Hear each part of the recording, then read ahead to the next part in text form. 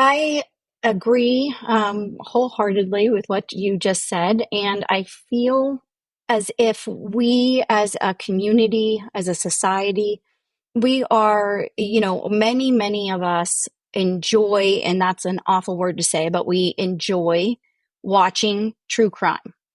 I think that if we can, that's fine. Because we need people to enjoy watching it so that they are exposed. And so information is then given to them. And if there is somebody who has a tip or some information, then it can be shared. So it's not a bad thing to enjoy it, but there is a second step, and that is a call to action.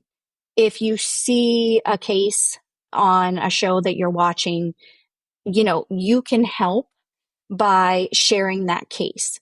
You can help by talking about that case. You can help by being an advocate for that story. I feel like the many families that I have met, they are afraid that their loved ones will fall off the internet. They are afraid that they will be forgotten.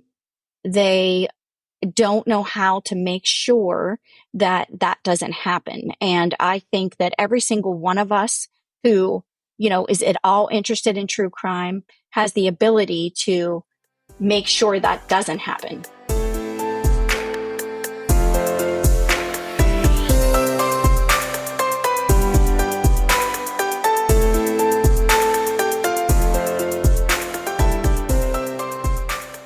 This is the Silver Linings Handbook podcast.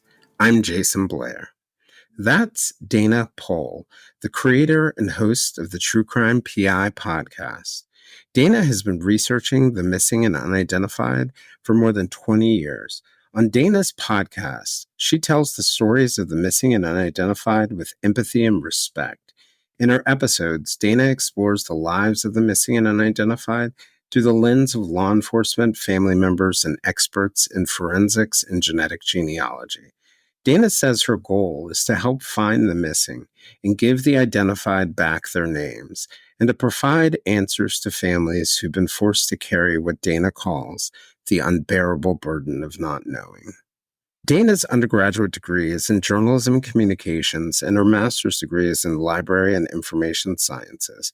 But the roots of her work on some of these difficult cases goes back to her childhood during the missing children milk carton campaigns, where advertisements on milk cartons in the United States were used to publicize cases of missing children.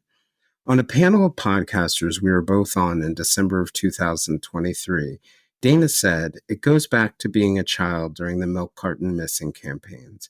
Every morning, I would sit with my cereal and I would sit and read the milk carton. And it just shocked me that children would go missing. It shocked me that families would not know where their children are." In 2005, Dana began researching missing persons and unidentified persons cases. When the U.S. Department of Justice's National Institute of Justice partnered with the University of North Texas Health Science Center to bring the National Missing and Unidentified Persons System, also known as NamUs, online, Dana began utilizing it to connect unidentified remains with missing persons cases.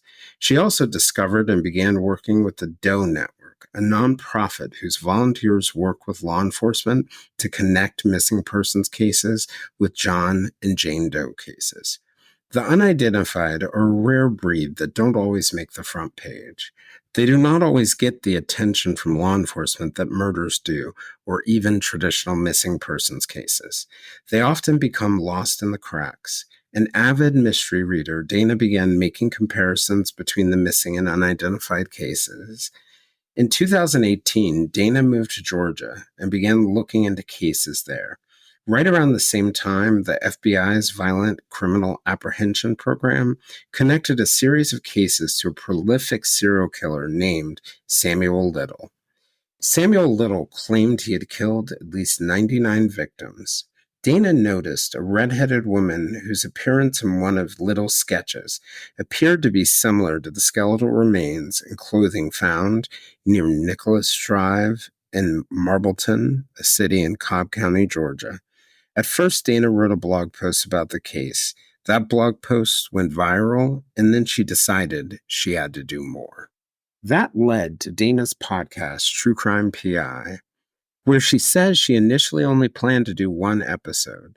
It turned into a 7-part series where Dana collaborated with cold case investigators from the area, and that investigator had also concluded that Little was the most likely suspect. Today, we're going to talk about what shaped Dana into who she is, what put her on this quest to help bring names to unidentified people, and about the beauty of having the opportunity, whether you're in the true crime community or not, to help lessen the unnecessary suffering of so many families.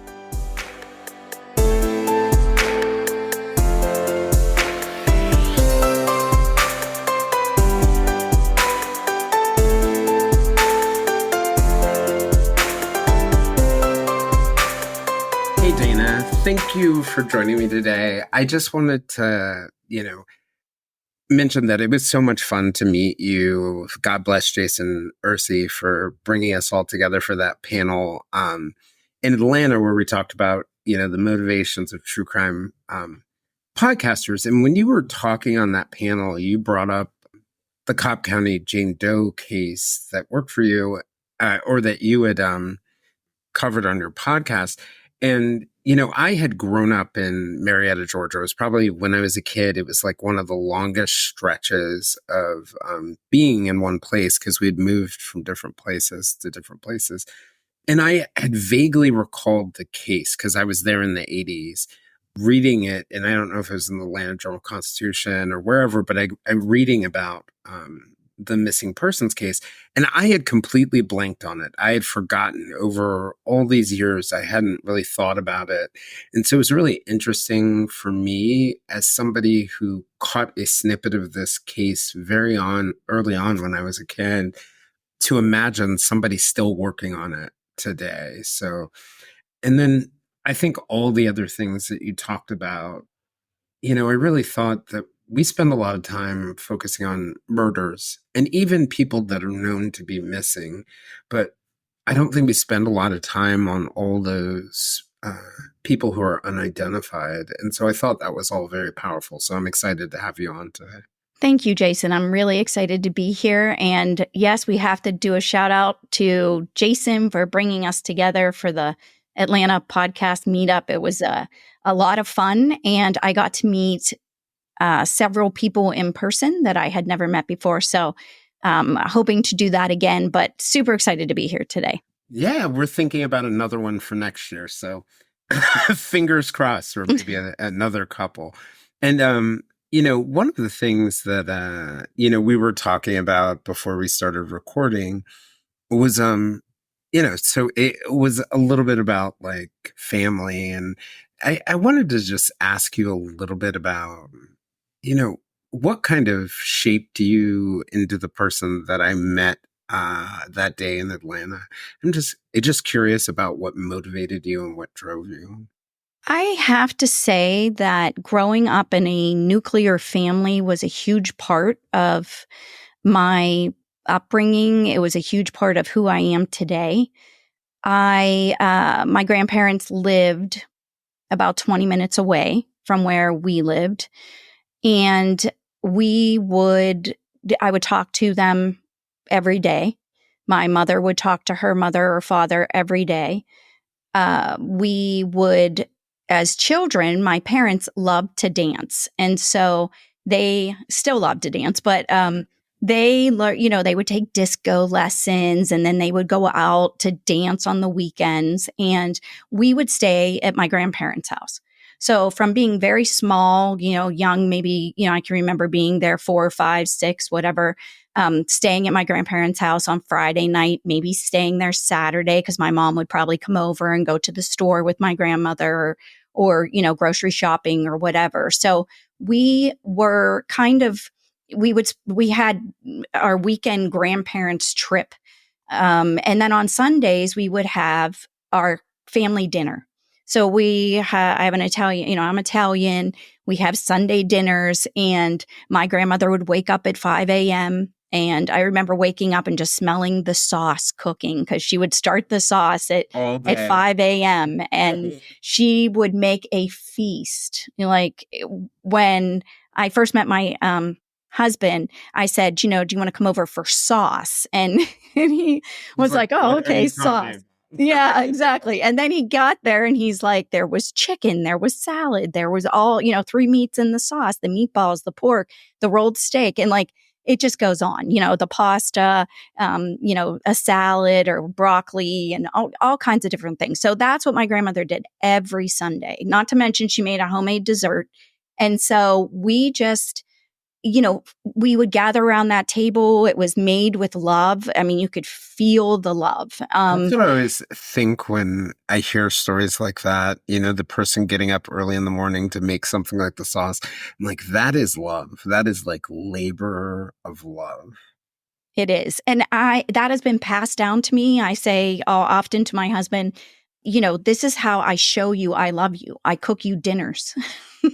And and I'm always worried. Like, I think about your health and I want to make things that, will be good for you. So I really do express love through food. I do the same when my children come to visit. They know they're going to be fed, because that's just who we are, and it's not that it revolves around food in a way that is not like we want to eat a lot, but we want to show, like, we want to sit down at the table, have a conversation, enjoy good food.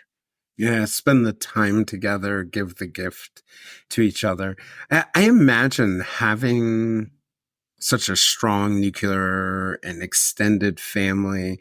I imagine like the prospect of there being an empty seat at that table must be a strange one when you're thinking about families of people who might be missing. Because I was thinking about that over the holidays with my mom's loss, and the empty seat that we had at the table. And we never have enough time with people.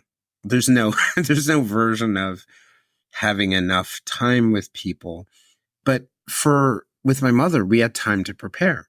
We had years to prepare for her empty seat at the table and sort of her unfinished song. And I just think about the kinds of cases that you pursue. And like, as you tell that story, just thinking about the idea of what if too soon or unexpectedly there had been a missing seat at that table. It is, I think, one of the, so when someone dies suddenly or disappears, it is a totally different experience than when you have time to prepare. So, like you said, you had time to prepare with your mother. I had time to prepare with my grandmother, but I had an uncle who passed very quickly, just suddenly. And that was so difficult, just to have somebody be gone, where you have no time to say, okay, they're not well, they're suffering, I don't want to see them suffer anymore. You move through the phases of justification. You start out with a lot of hope, maybe, and then you get to the point where, well, this isn't looking as good as I, wish it were. And then you start to say, okay, I'm going to need to accept this. And if they're not going to ever be back to who they were before, then I need to let go. You have all of that time to do that. When someone dies suddenly, you do not have that time. You're missing some of the information that we use to help ourselves mourn. Yes. Yeah. And so it is, I think when someone goes missing and you have if someone dies from a heart attack, let's say, you can say, okay, that happened suddenly and I know what happened. And I think you can start your healing. If someone disappears or goes missing, or is murdered and there's no explanations, no reasons, nothing that you can logically, start to process, I think it is what I call carrying the burden of not knowing. Like, what happened and how do you deal with that day in and day out? And some of these families are doing it for 40, 50, 60 years. I can't imagine that. Why do you think it's important for us as people to know? I think that it's important to know because you can do what we do when we know someone isn't well. So we can work through that process. We can say to ourselves, okay, if we find out that this our loved one went missing or was murdered, and then we get the answers we need, like what happened. So, it was, whatever the situation was. So if it was a missing person, you might be able to say, okay, I see they traveled to this space and, there was a accident, or whatever explanation you can have for it. The end. You have this, I Yes, guess, you can. Yes. closure. Yes.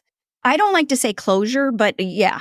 I mean, you just know the circumstances surrounding the death, just like you would if someone was ill. You know the circumstances of their death.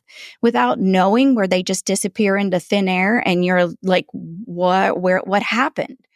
For me, that is like, there are people who might be able to work that through. They disappeared, and it would eat me alive, literally. I don't know. I would be searching every day. I would need a heck of a lot of counseling, I think, to be able to just function in that type of situation, just because I am a librarian. I believe in freedom of information. I think people should know things and be Yes. told things. Yes. And so the truth is really, really important to me. And yeah. I was talking to a uncle, a 24-year-old woman who went missing, I think it's 18 years ago. And he said this very, for me, poignant thing. He said that you don't know whether to carry them in your heart or whether they're still out there. And he told me the story of another relative dying, where they had time. And he said that they said to the relative as they were passing away, please go up to heaven and look for her there. Mm-hmm. We'll look for her here and you look for her there. And I just found that so powerful that they don't know where to look, Yeah. I have come to this thought, and I don't have a missing loved one. So I feel as if I don't know enough to believe that this is 100% correct. But I do think, it strikes me sometimes when I am a person of faith. And so it strikes me when people will say, her mother passed away and she never knew. I think the suffering of not knowing ends when you are no longer on this earth. It's the living here is when you're suffering with you're carrying the burden of not knowing. But when you pass, I believe, and I find, I don't. It can lessen the suffering for people here. Yes. Yes, I feel that, that always strikes me as interesting because we all have our beliefs and whatever you believe or I believe, but I firmly kind of, I guess maybe I make myself, like you said, I lessen the pain of me thinking, like, I don't want to think that way. I want to think that once, if this person, was murdered or this person went missing and it's been 40 years and the assumption is that that person is no longer living, I think that the answers will become known once you leave this earth. I remember on the panel, you mentioned this. You had said that back in 1996 when,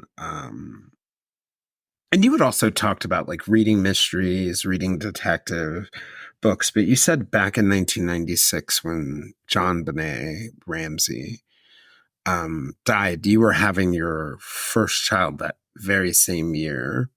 And, when she went missing, I can only imagine what it must have felt like for a parent in that situation to lose their child. But you used this word that I thought was interesting. You said it was overwhelming for you.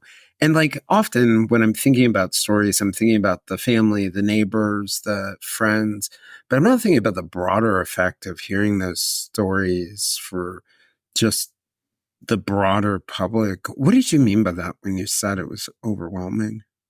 So, interestingly enough, I had my son Jesse in August of '96. In the fall of that year, there was a young man, local young man, who had gone missing. So the local news was covering that over and over and over again. They were searching for him for several months.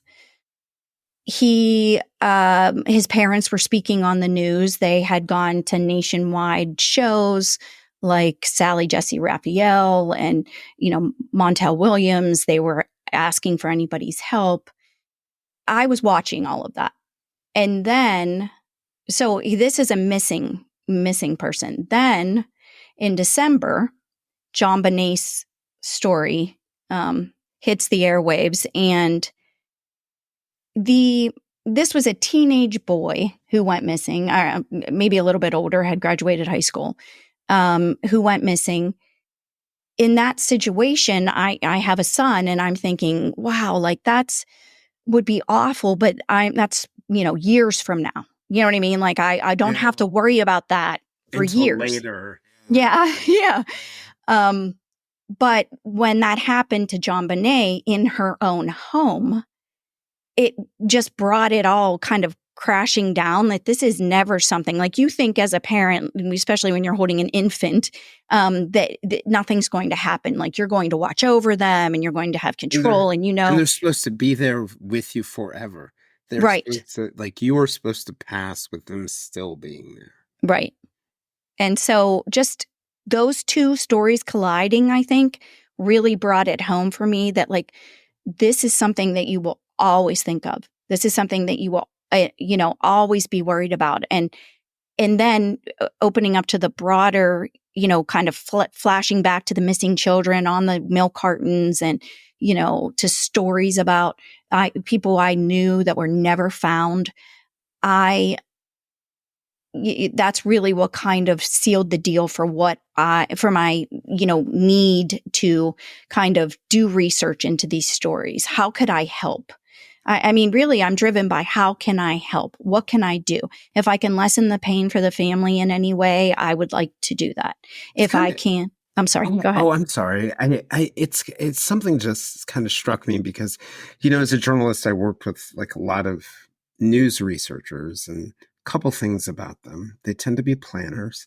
They tend to really pay attention to the details, and they also get exposed to a lot of different things. But a person who goes into like library information science, research, journalism, it's all about knowing, right? It's all Yes. about the truth and the importance of having the truth. So it just kind of made sense to me listening to what you were saying. If you were wired that way, wanting to know the answer to the mysteries and wanting to bring that, when that collides with altruism, it kind of makes sense to me how you ended up where you did. Mm-hmm.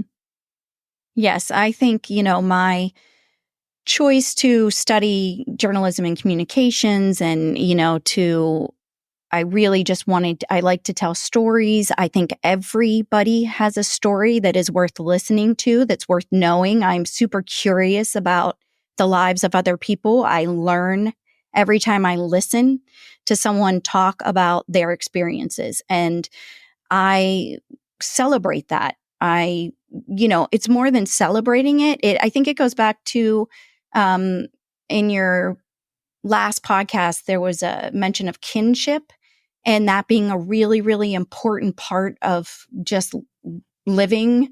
And I think that is so true. Like to me, it is, when we talk to one another, learn how similar we are or how different we are, but we learn to have, admiration. We admire people when we hear their stories. We can learn about a life we didn't live. We can put ourselves in people's shoes. It's just, I think that's why I pursued journalism.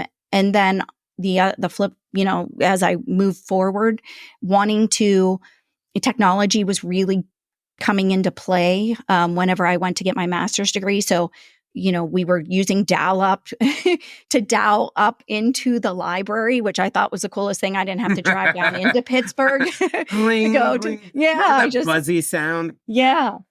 And I just thought, like, this is amazing, and so look how far we've come. But just, the idea of having information at my fingertips, teaching other people how to have that. I believe information is freedom, and freedom is, if someone said to me, what is the one thing that you could not live without?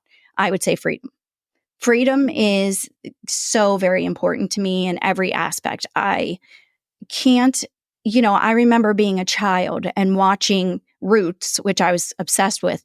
But the point of that show to me was that those people were not free. Like, I couldn't, as much as I am passionate about the, missing and unidentified, I felt that same passion as a kid. And I remember standing in front of the TV and my mom would be like, Dana, you need to go to bed. And I'm like, but Mom, can I stay till the next commercial?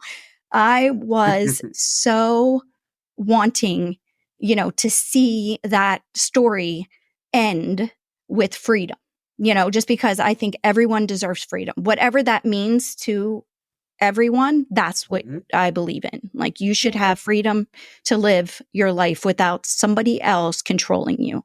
Yeah, and freedom to live without unnecessary suffering, which I think a lot of this comes down to. So back in 1984, when they discovered the remains of what you named Cobb County Jane Doe, it was like a guy on the edge of his property. And, I don't remember this as a kid, all these details, but I've done, some research before. That would have been 8-year-old Jason, who was attending Soap Creek Elementary School.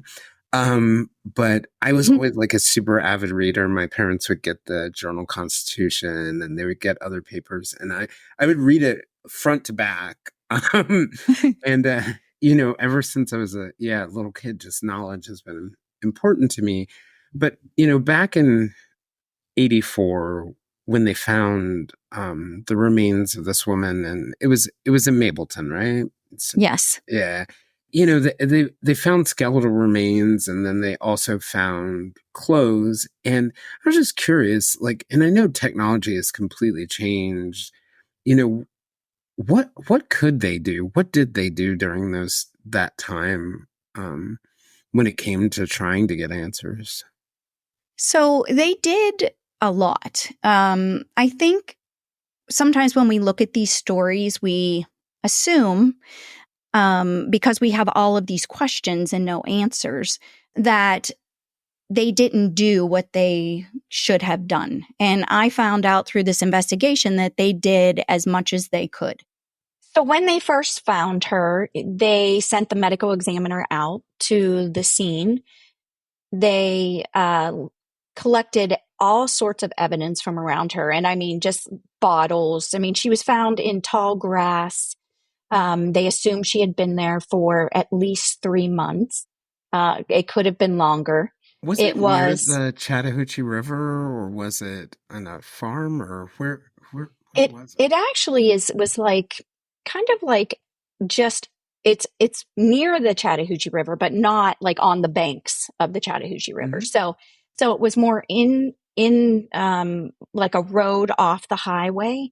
And and it was just, she was in some tall grass that, like, along the property line of this gentleman who was walking his property and happened to stumble upon her. There was, I believe, a beer can that they collected. There were, just some little items around and they don't know if that was there prior, or, if that was associated. She had a lot of clothing, more clothing than you would think that one person would be wearing. It was layers of clothing. Huh. So Which she for had, Georgia isn't particularly normal. right. So this would have been, if it was 3 months, I mean, it could have been February, end of January, February, that if we go by the 3 month, time frame of when she died. So she was discovered in May, but she was probably deceased in January or February. So they took her body to be autopsied, and the remains to be autopsied, and they the next day went out with metal detectors and looked for anything they may have missed, along with if there was a bullet fragment or anything like that. They did not find a bullet fragment. So they're they were working with, we have no idea how she died. And then the autopsy was done, and they determined that most likely she had been strangled. Mm.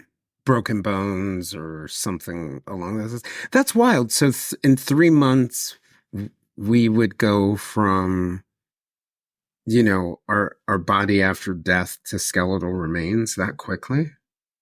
Yeah, so that's what I was interested in. So this podcast taught me a lot. And it really depends, obviously, on temperature, humidity, all that, the environment itself.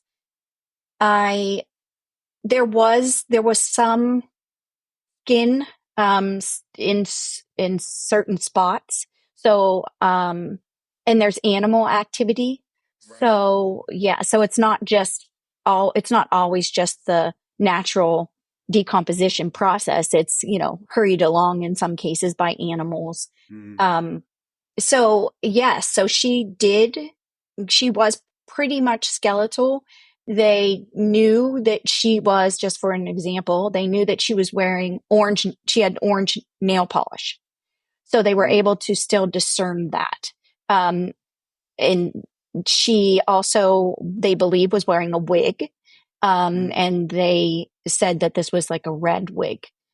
But for the most part, they had to estimate her, yeah, the rest of her. And I think they did it seems like they were pretty sure of her just based on, they had enough bones and whatever the formula is, they were able to figure out that she was, probably between 5 foot and 5'4", and weighed, somewhere between, I think, 110 and 120. And so she was just a petite girl. She was wearing clothes that were, she had a big corduroy jacket on, and the corduroy jacket was like a man's extra large. Yeah. And so I went through and tried on my husband's coat because I'm about her size.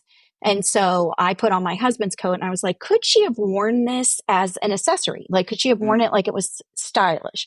And I put it on, and I rolled up the cuffs on the sleeves, and I, checked it out. And I do think, it's In the possible she may have. 1980s, all Yeah, things are possible with you're that. right. Exactly. Yeah. And like I remember having the big shoulder pads and all that sort of thing. So yeah, it could have been. Cyndi Lauper days. Yeah, exactly. So they did all of that, and they did even more over throughout the years. The one thing that really caught me was I did not, you have to zap yourself back to 1984. So in 1984, we were not using DNA like we are today. It was just coming into being something that everyone knew that would be a possibility, and there was it had just solved a case in Florida in the United States. So it was just super brand new. Not every department was using it, but they collected the evidence. They maintained the evidence in hopes that one day, they might have access to these tests. The one thing though that really got me was she had medical devices. They I did the research to find out, like, okay, let's track the serial numbers. There were no serial numbers, and the database did not exist until 1993. So there was no, yeah. So like I felt like, God, we're striking out everywhere we go. We can't do, So we don't, close. yeah, yeah, the technology just wasn't there yet. And then the last piece of the puzzle was that I made the assumption that there was a reconstruction done, a clay bust of her done. And I made the assumption that, oh, that was probably, probably took a little while, but they probably did that relatively close to the time that they found her. And then I realized, well, wait, I shouldn't make that assumption. Let me see if I can find this out. So I contacted Kelly Lawson at the GBI. Her mother was Marla Lawson, and she was the first forensic artist at the GBI. Oh, wow. And she was not hired to come on until 13 years after this doe was found. So so that puts into, yes. So it puts into perspective that not every agency had access to a forensic artist. And that's how many years it took for them to do a sketch. So, or a reconstruction. So I realized then, which I was thinking in my head, like, okay, so the police didn't take a photo of her or anything and go, they had made the assumption that she was a sex worker. And they based that on the location where she was found, the way she was dressed, the situation that occurred. They felt that she most likely was a sex worker. And so I thought, well, they should take a photo. They could have taken a photo down and showed people, like talk to some people that in those areas and see if anyone recognizes her. And they couldn't do that because there was no sketch. It took 13 years for that reconstruction Wow. to be created. Wow. Yeah, because I've seen the reconstructed head, which yeah, has amazing detail. I was talking to somebody and I can't remember the name of the company, but they were at CrimeCon and they do from DNA alone. They do these Mm-hmm. amazing reconstructions of faces. Maybe it was Parabon or something like Yes. that. It's Yes. amazing how far we've come in our ability to to explore these cases. Yes, it is. It really Were is. now were there any clues there in the clothing? Did that help? I know you talk about that a little bit in the podcast, but is that and what were the things that sort of where did they leave the investigation before you and others sort of picked it back up? So in 2011, the Cobb County Police Department started looking at her cold case. And there was an article in one of the Atlanta newspapers, and it basically said that there were 75 unsolved cases, cold cases in Cobb County, and she was one of them. And so they talked about how in 2011 they sent her DNA off to for a profile to be created. And I believe that profile only had 13 markers. And so that quickly was outdated. By the time I started looking at the case, 13 markers isn't where you want to be, and you can't Mm. use that for genetic genealogy. So I knew that she was going to have another profile created, a SNP profile, for them to be able to do genetic genealogy. And there So, was enough DNA remaining that they had kept because I'm thinking 1984 they wouldn't have even really there would be no utilization of DNA at that point, right?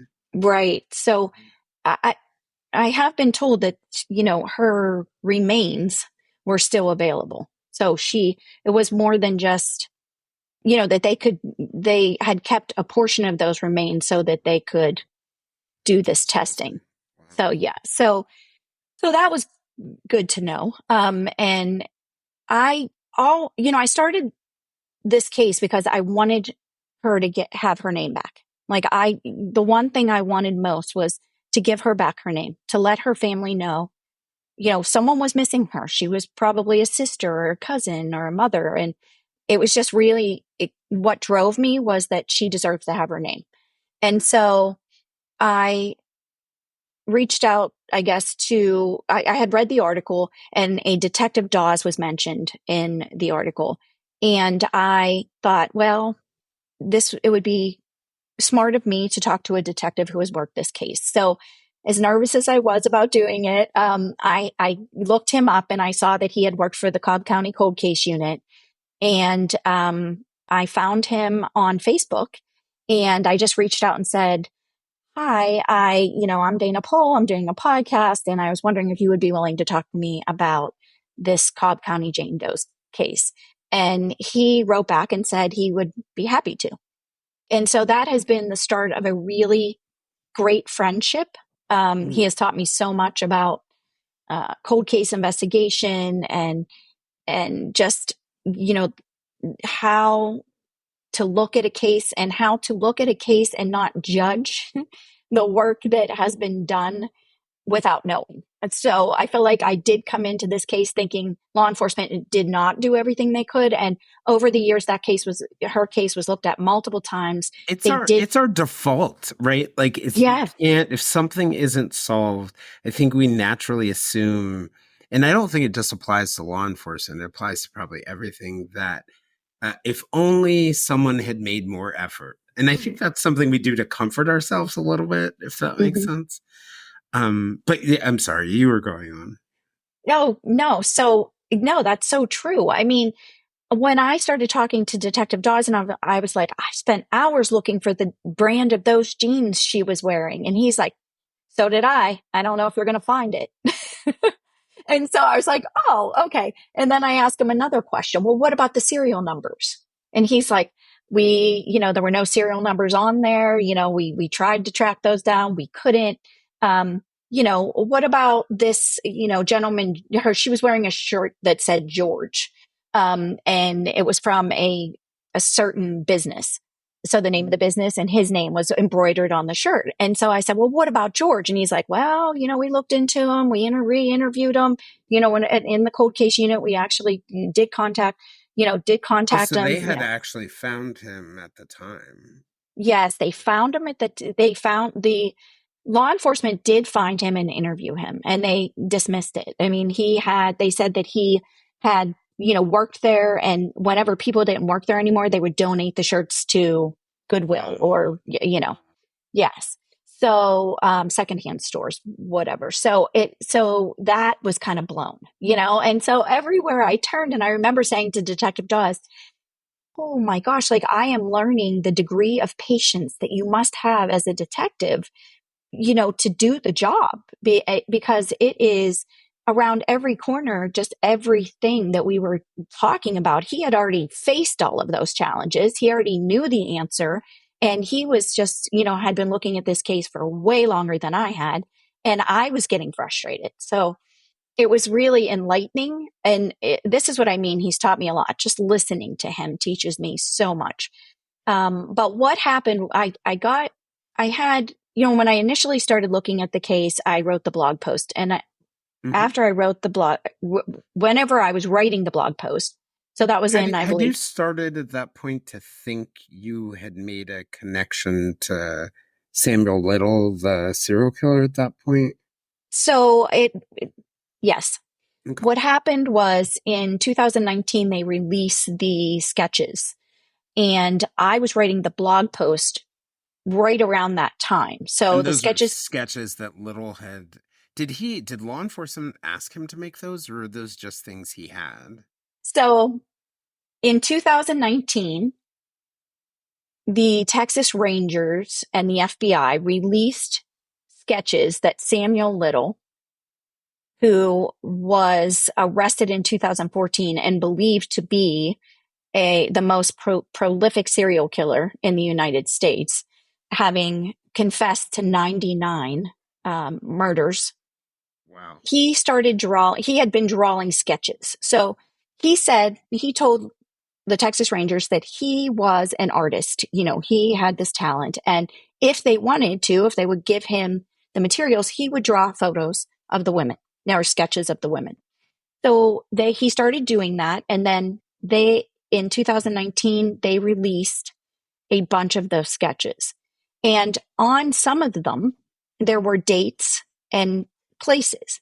And there was one that stuck out to me. It was a redheaded woman. And it said 1983, 1984, and Georgia was written on it. And so I started looking at it. I'm like, wow, this could be. I mean, he wasn't the best artist, but he was pretty. I mean, he could remember details. And, some of these sketches that I had seen did come very close, where you can make the comparison between the actual victim and his sketch. And so I thought, this is close enough. I'm going to add this to my blog post and I'm going to just put it out there as could this be this victim? And that blog post got, like in hours, it went all over the place. Because that's something that I think people get interested in. It's something they can think about. It's something they can analyze. And so it got shared on Facebook numerous times. And so at that point, I thought to myself, see, people are interested in this. They're interested in this like I'm interested in this. So that's where the idea of doing more and creating the podcast came from. I found those sketches on so many levels so disturbing because it kind of, I forget the number he did, but it was like well more than a dozen. And, like some of the faces were stern, some of them were smiling. All of the faces had personality to them, but it was every race, every hair color, everything you could imagine. The one that's really strange is the one that he did of there's a woman with red hair, but her face was blue. But Yeah. outside of that, and there's got to be a story behind that one. But Mm-hmm. outside of that, like I thought, wow, Samuel Little, a serial killer that we hadn't identified as a serial killer who was traveling all over the United States. And I think him being black, his race may have played some role in it, but his victims, because you don't fit the stereotype that way, but his victims were all sorts of people all over. And it just kind of like breaks some of those stereotypes. But it's interesting that you were able to just see that picture and then think, wow, this really felt familiar to you. Yes, I think you're so right. In the only criteria that Samuel Little had was that he could identify them as low hanging fruit, as he called it, people that would not be missed. So he looked for women who were either addicted to drugs, who were disabled in some way. So a lot of his victims may have walked with a limp or, just maybe had some developmental delays. Um, So so he truly was a perpetrator or a predator in the sense that he picked easy victims to kill and ones that he believed a lot of effort wouldn't go into. yes, his whole idea was that if you choose a sex worker, um, a, an addicted, someone who is addicted to drugs, or someone with, maybe a disability of some sort, they most likely will not be missed as quickly as someone who is, has a family that is, you know, uh, it maybe a professional woman or, somebody Mhm. who, whatever it is, something that is not those Where they can working. advocate for where Yes. the family would fight hard. Yes. So somebody would immediately be looking for them. His idea was if you choose the low hanging fruit, people are not going to be looking for them quickly. So it would buy him time. Mm, yeah. That's wild. That's wild. So you were able to kind of make that connection. The blog post, I'm guessing unexpectedly for you, went viral. And where did it go from there? So that's whenever I decided that I wanted to pursue the podcast. I wanted to create a podcast. I then, like I said, reached out to as many people as I could. So I talked to Kelly Lawson, which she connected me with her mother. Her mother gave me the information about the reconstruction. I, did research on DNA. I did research on the medical device databases. And then I reached out to Detective Dawes and we had our conversations. And I finally got up the nerve to say to him, so I have this idea and I'm wondering if, I felt like he was going to think I was crazy. And so I just said, yeah, I was like, oh, I'm talking to a detective and what am, here I am. I'm just like a librarian, I mean, to me, it's like, I'm in awe of the work that he does. And so I said, but can I ask you a question? And he said, yes. And I said, do you think there's any way that, that she could be a victim of Samuel Little? And he said, the most potential suspect in this case is Samuel Little, which Oh, opened up, yeah, it was crazy. And that opened up the whole idea of him, like he started sharing with me how he had pursued that avenue. How did you he, know it was going to be a series? no, I did Okay. not. Yeah. Yeah. And so he had talked to you. So he had already been on this parallel track pursuing it. He was when he was in the cold case unit. So he had done it in 2011 as a detective in the Cobb County Police Department, and then he started again when he became in 2014. Whenever he became the kind of the head of, I guess, the cold case unit that was established by the DA in Cobb County, and so he ran that cold case unit until 2019, and then he retired. Okay. So it So was still he open when so he left. literally you're reaching out to him just after he's kind of closed the book on it and Yes. you sort of pulled him back.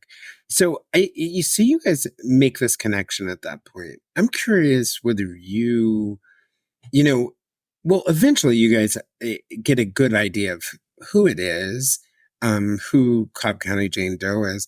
Do you know anything about sort of like the parallel side of it? Like what the family had been going through since 1984? Was there a missing persons report? Did they even know she was um, missing? And do we know anything about what she was like at this point?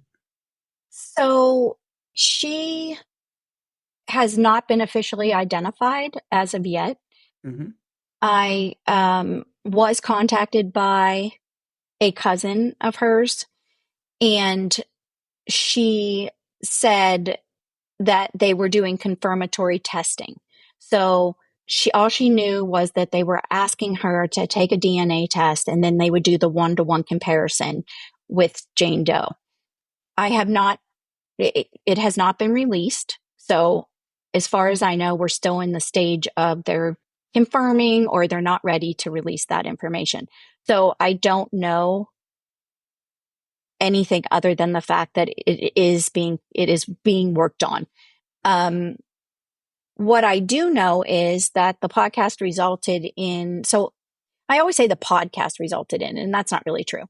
I so I was listening to the Fall Line, and that is an amazing podcast.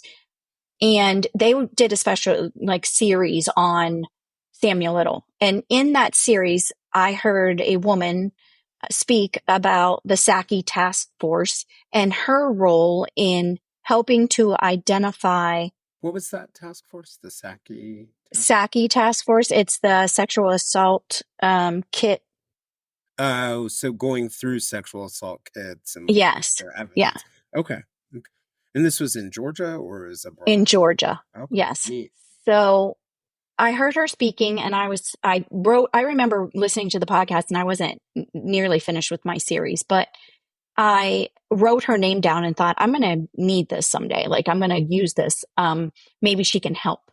And so when I finished the series, I reached out to her and I said, I, believe that this Doe could be connected to Samuel Little. Not only do I believe it, but Detective John Dawes believes it. Well, she knew Detective Dawes and she said, why does he believe it? And I explained the timeline matched. He had reached out to the Texas Rangers. He believes that we believe that the scene is his MO, everything. And I told her about the sketch. And I said, she was found in Mableton. And she said, she like paused and she said, He did say something about Mableton. And Oh, my mouth dropped because I was just like, like I was literally, I talk about it in the podcast, but I was like dancing the jig. You know what I mean? I was like, uh-huh. oh, I yeah, know that yeah, moment. Like, yeah, we got it. yeah. So she said, send me everything you have. And so I did. And a couple of days later, she texted me back and said, we are going to, based on the information you shared, we are going to re examine this case. Oh, wow. And so that was in 2020. And then, COVID hit Yep. and delays happened. And periodically, I try not to be a pain, but like every 6 months, I'll reach out to Amy and just say, hey, can you tell me what's going on? And this is one of the things that teaches you patience because I'm not by nature a real patient person, but, but I've been learning. And so she would say, we're still working on it. At that moment, was Samuel Little still alive at that point? Yes, he was Wow. still alive. But Hmm. he probably never knew the name of the victim. Let me think about this. Oh, yes. No, he was not. I'm sorry. So, yeah. So I think I have my dates screwed up because I released oh no, I did release the first two episodes in 2019. So I Mhm. do. Okay. So in that December, at the end of December, he died. So yeah. So he had already passed. And I put that in the podcast. So I talk about him passing. Um, so back to Amy. So every 6 months, I will reach out to her and I will ask her where we stand. Just recently, I did reach out to her and I said, can you give me an update on the task force? And she said, oh, yes, hold on. Let me check to see what I'm allowed to release. And so That's I don't good. know what that means. Yeah, That's a shot. but my fingers are crossed that that means something good. And I know that this year, if all goes well, Cobb County Jane Doe should be identified. What a fun moment that will be, and what a rewarding moment that will be when you get to tell that part of the story. It Yes, truly is. yes, I am.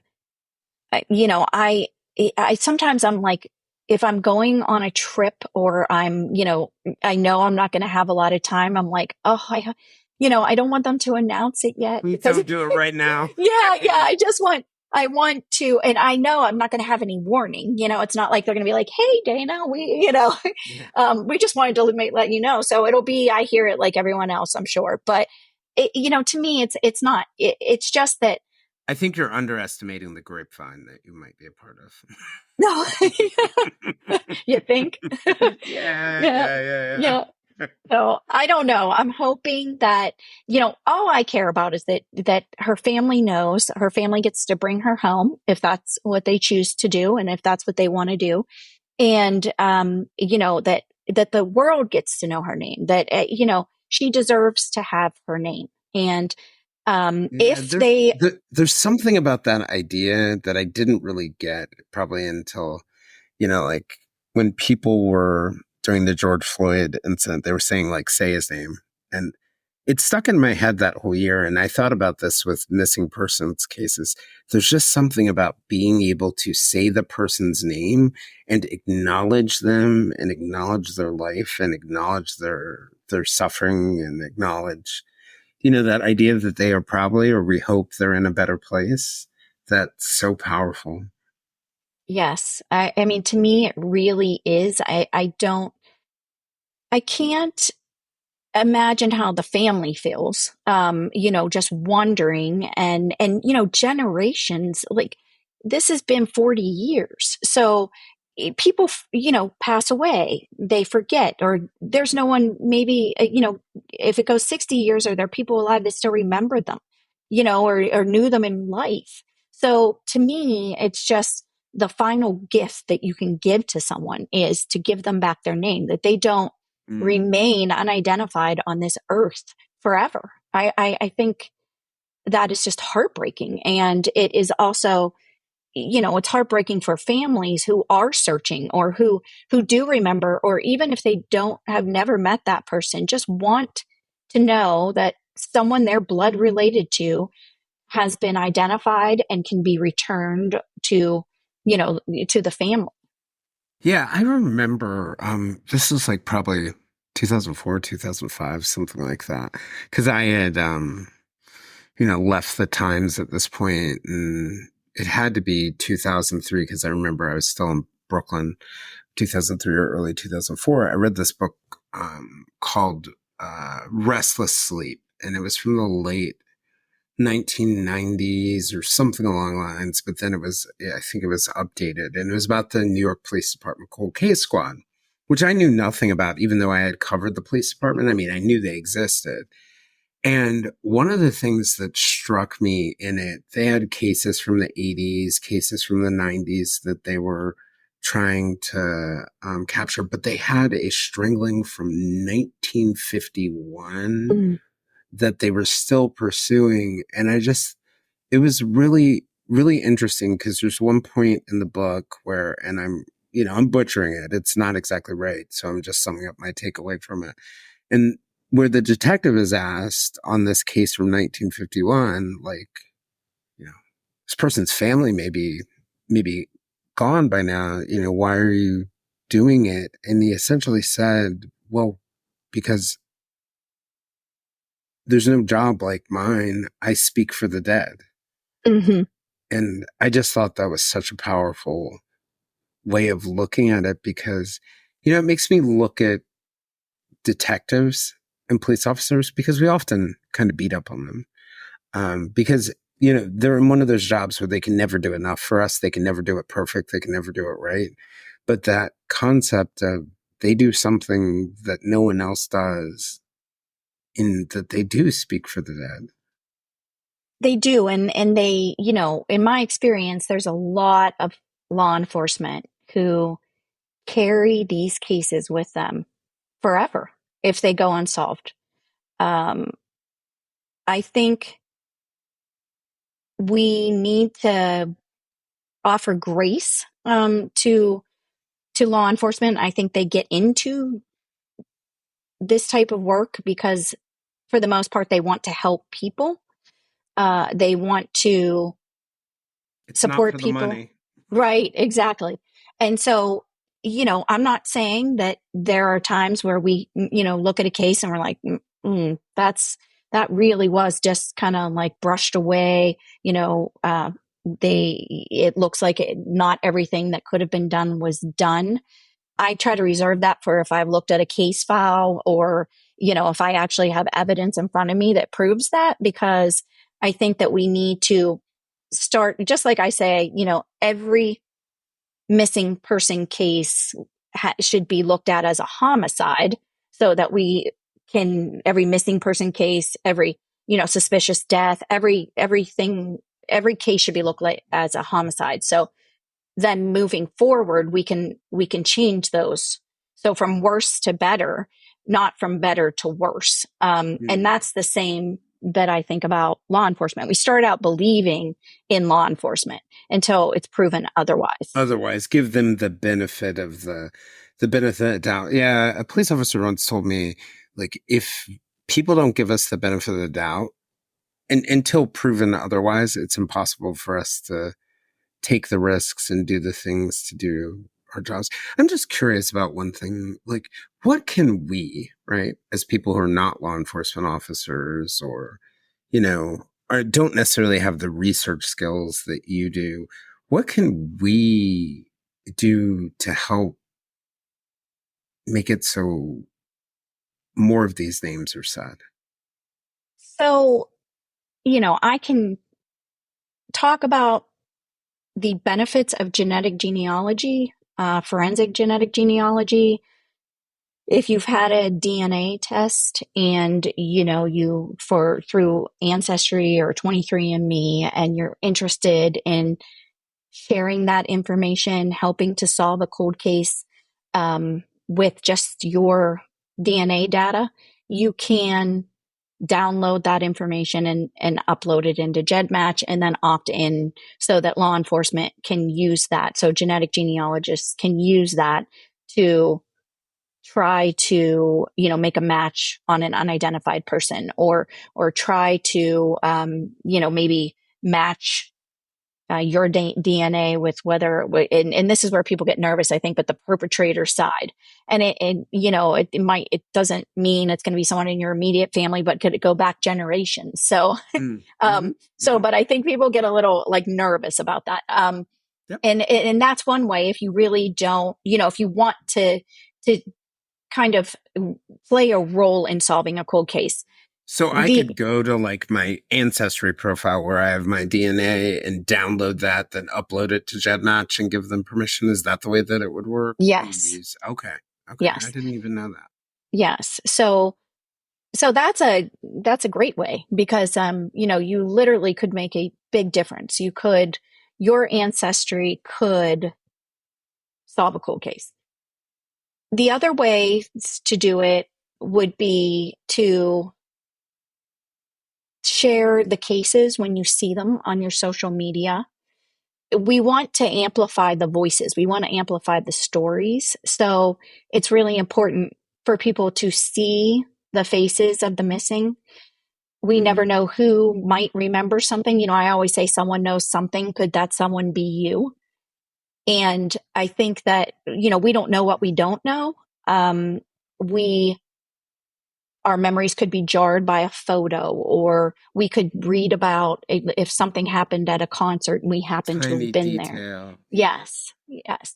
So I think that's really important. And then just the other piece of it is understanding how, like, what a crisis this really is in the United States. There are 250,000, this is an estimate, 250,000, I would say, plus cold cases in the United States. Wow. There are, and those numbers come from like 1980 till now. I think it's really important to understand it's a huge problem. That means that, I estimated one time, and this is just a very, I was just trying to do it quickly, but I would say if you have one missing person or one murdered person, you have at least 10 people affected by that. So those numbers are not just about the victim, it's the Family, effect. the community, Yes. yeah, and that's I am. I want. There's a big crime in the news where in March I'm going to go visit the town where it was, and what sort of motivated me to do it was I was having a conversation with somebody who lived there, and they were making the point to me, like, you guys on the outside don't get it. You think about the family and you think about maybe the immediate friends, but everyone in this town is traumatized. Mm-hmm. Everyone is. Yeah. Everyone's suffering.